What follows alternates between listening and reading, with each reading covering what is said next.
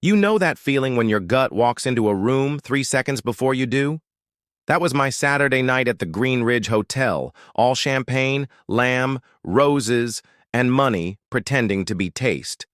It was my father-in-law, Clive's 65th.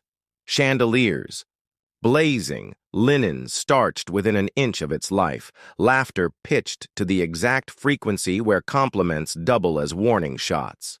My wife, Marissa, had been glacier cold all week. Her sister, Ayla, in a dress that could blind satellites, was working the room like a conductor of gossip.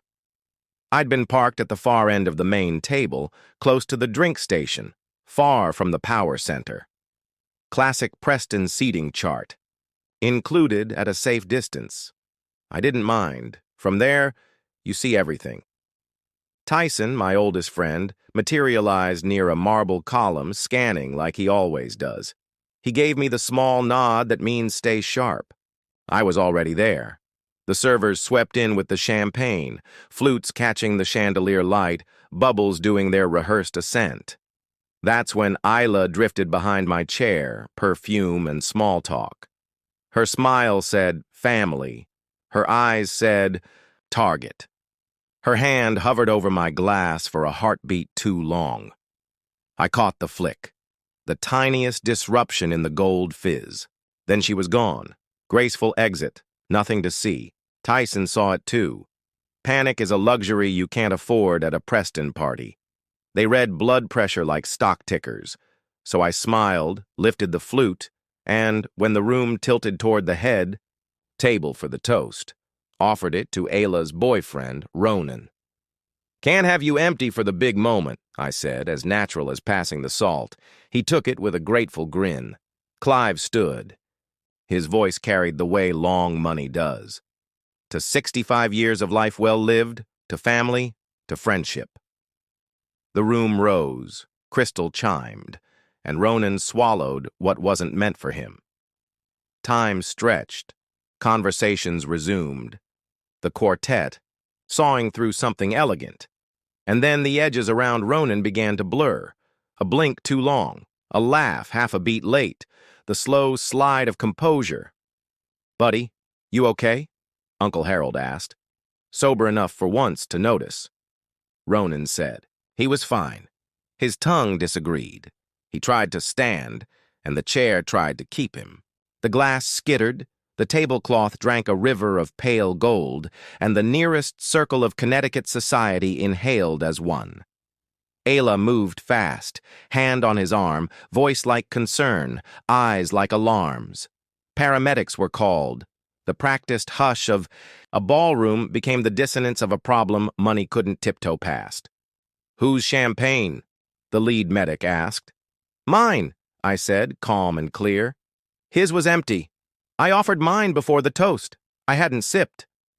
The silence that followed wasn't absence of sound. It was the sound of calculations. If the glass was intended for me and I hadn't touched it, then someone had.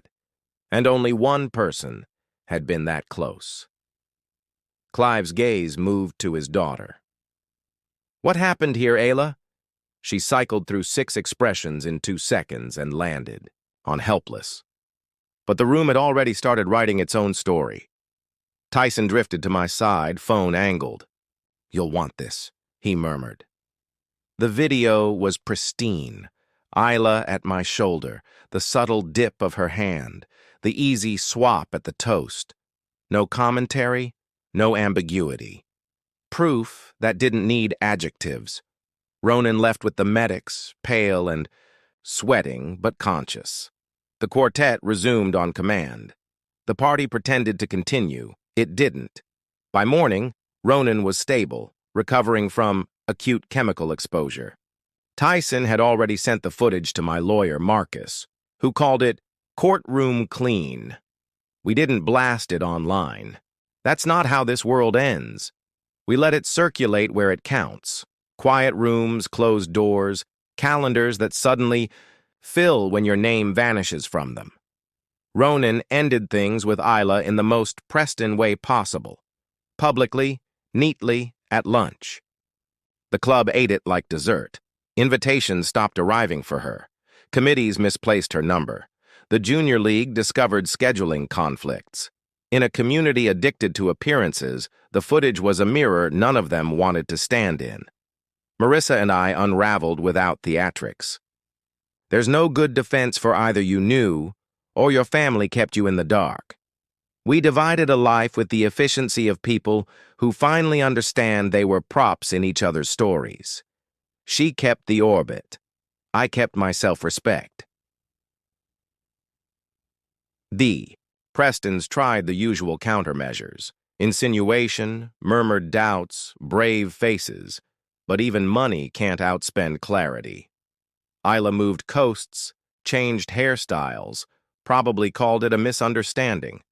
The shadow moved with her. Months later, I walked through the same hotel lobby under the same chandeliers. The marble still gleamed, the roses still lied. I wasn't the outsider trying to belong anymore. I was the man who'd learned the only thing a pedestal guarantees is a longer fall. Here's what I know now.